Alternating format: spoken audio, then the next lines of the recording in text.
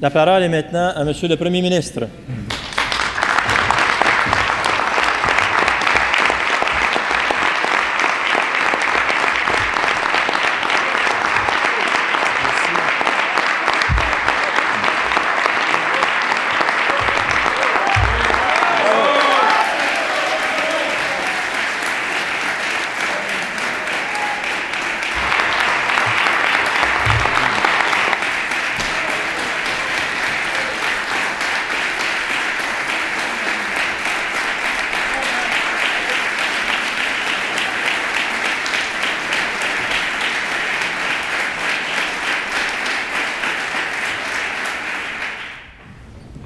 Monsieur le Premier ministre.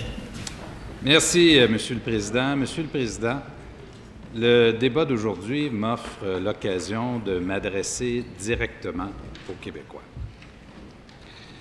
et de m'adresser à eux sur un sujet qui, je le sais, préoccupe beaucoup nos concitoyens. Ce débat sur l'industrie de la construction s'est manifesté pendant les dernières élections municipales et en particulier à la suite des reportages et des allégations sur l'attribution des contrats dans le monde municipal, plus particulièrement dans la grande région de Montréal. Mon gouvernement prend très au sérieux les reportages et les allégations de la dernière année. Monsieur le Président, j'entends les Québécois. Je comprends leur inquiétude, Monsieur le Président. Et je le dis sans détour, toute forme de collusion ou de corruption est inacceptable. Sur cette question, mon gouvernement prend les moyens pour aller au fond des choses. Dans la dernière année, nous avons agi vigoureusement et nous avons agi rapidement. Nous avons mis sur pied une unité spéciale d'enquête du nom d'Opération Marteau, composée d'effectifs de la Sûreté du Québec, du Service de police de la Ville de Montréal, de la GRC, à qui nous avons accordé des budgets spéciaux pour enquêter sur l'industrie de la construction en général et sur des allégations spécifiques en particulier. Il y a 70 effectifs désignés uniquement sur l'opération Marteau. Nous avons voté une loi qui nous donne le droit de faire des vérifications directes dans les municipalités. Nous avons mis sur pied une unité anti-collusion au ministère des Transports.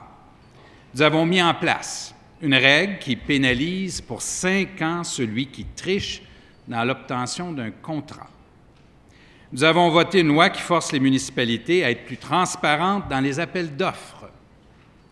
Nous avons augmenté le nombre d'inspecteurs de chantiers de construction. Nous avons resserré les règles d'attribution des contrats au niveau du gouvernement du Québec.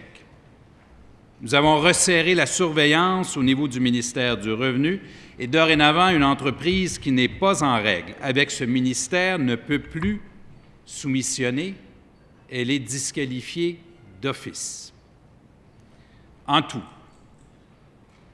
Monsieur le Président, dans la foulée de nos actions, ce sont plus de 500 personnes qui sont aujourd'hui mobilisées pour contrer la collusion et la corruption dans la construction.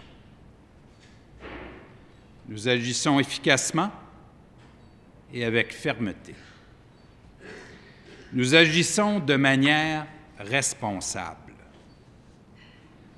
Face à ce débat, la vraie question que nous devons nous poser comme Québécois est justement celle de la responsabilité. La responsabilité des députés à l'Assemblée nationale du Québec et la responsabilité du gouvernement du Québec. Commençons par l'Assemblée nationale. L'Assemblée est un forum politique où s'affrontent les idées et les partis.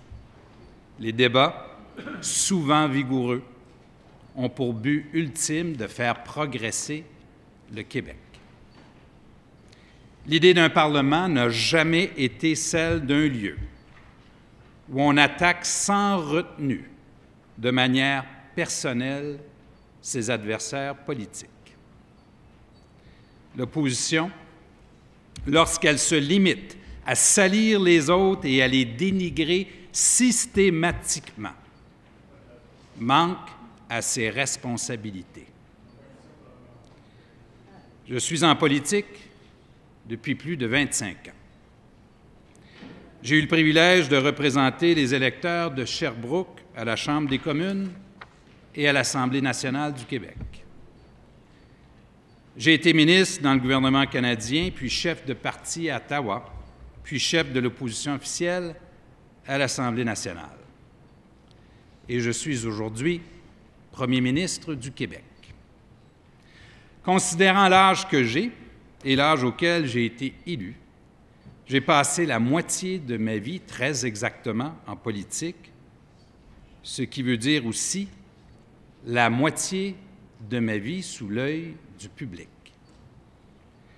Je fais, et j'ai toujours fait de la politique sur la base de mes convictions. Je fais aussi de la politique avec beaucoup de passion. Je fais de la politique pour faire avancer les intérêts de mes concitoyens et les intérêts du Québec.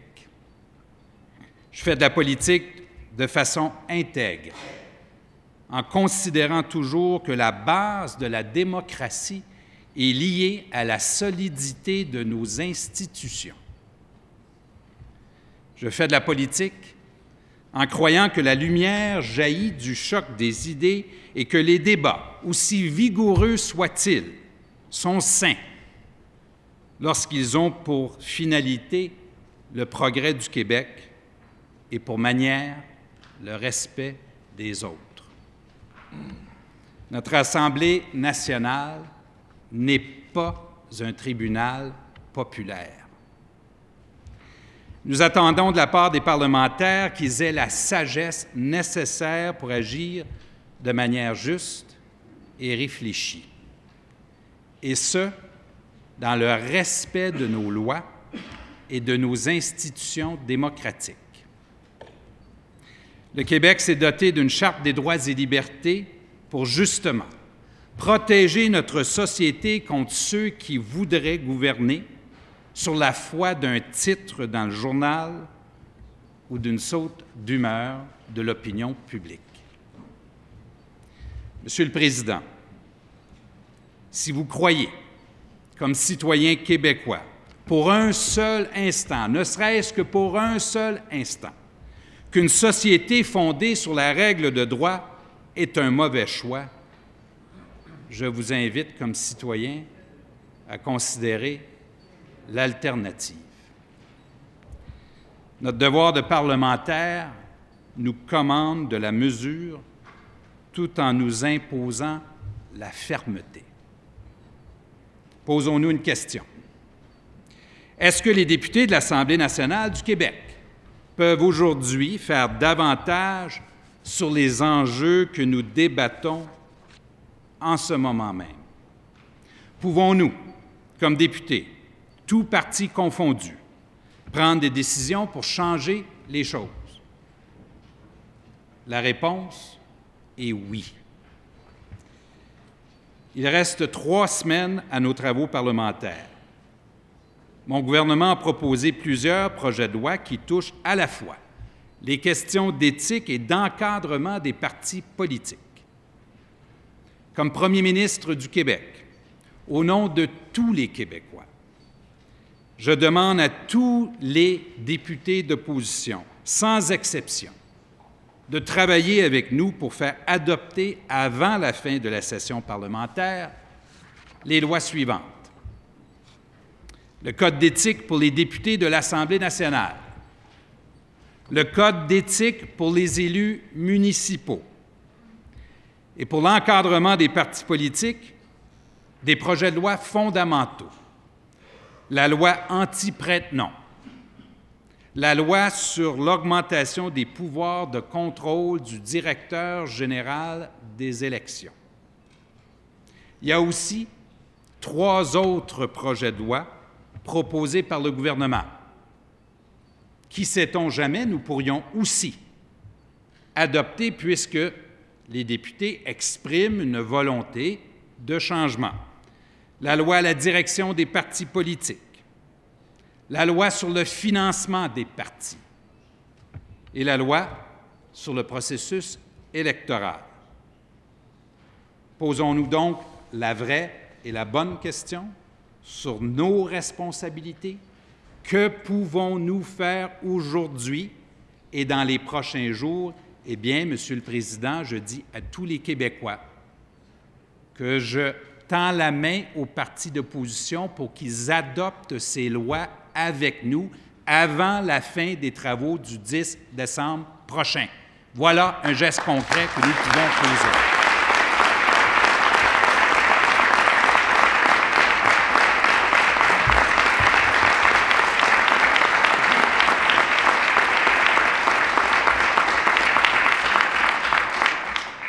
Parlons maintenant de la responsabilité du gouvernement. Le gouvernement doit prendre toutes les mesures nécessaires pour faire respecter les lois et l'ordre. Dans la dernière année, nous avons posé plusieurs gestes. J'en ai énuméré, Monsieur le Président, plusieurs, il y a quelques instants. Maintenant, devons-nous aller plus loin? D'abord, nous sommes convaincus qu'il faut permettre aux policiers, aux enquêteurs et aux procureurs de faire leur travail correctement et avec sérénité.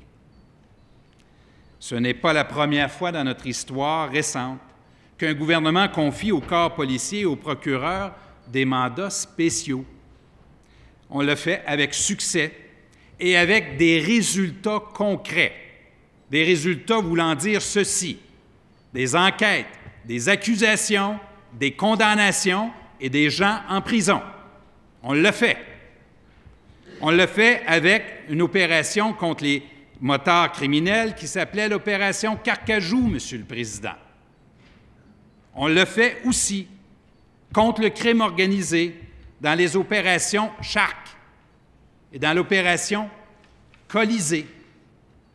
Dans les 3 cas que je viens d'énumérer, ce sont des enquêtes qui se sont faites à partir de mandats spéciaux avec des moyens supplémentaires et avec le temps requis pour débusquer les criminels, les identifier, les accuser, les amener en procès, les faire condamner et les faire mettre en prison, Monsieur le Président. Voilà ce que l'histoire récente nous enseigne. C'est tellement vrai ce que je vous raconte que lorsque le gouvernement du Parti québécois et le ministre Ménard se faisaient demander par l'opposition de faire une commission d'enquête, sa réponse était à peu près la suivante: permettons aux policiers de faire leur travail. Croyez-vous, chers Québécois, qu'il y a une coïncidence là-dedans? Quand ce type d'opération, je parle d'une commission d'enquête ou un type d'opération qui vise la criminalité, commande ses moyens.